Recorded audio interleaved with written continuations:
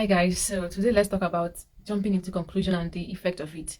I have seen myself jump into conclusion a lot of times and I still do it though, but I'm working on it. And in fact, I'm getting better because before now I will jump into conclusion with everything. Like before you even finish, I've already jumped, I've concluded, I have stamped it, and nothing will change that. But I learned that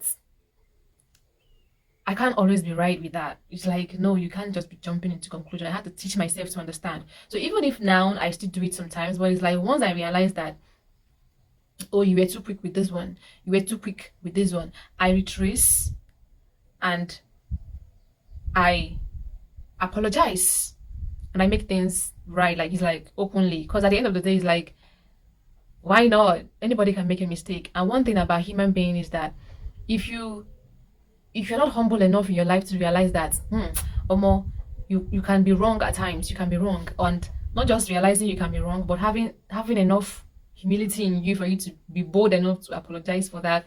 If you cannot do that, it's a very big problem, okay? Because I know that some persons can't actually do that.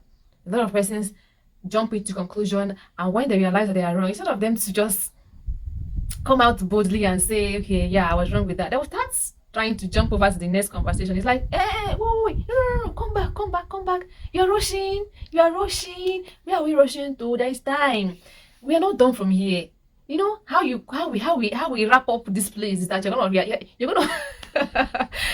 to be able to tell me that I was too quick with this one, or like, people don't know how to talk. Like it's like, don't you know how to communicate properly?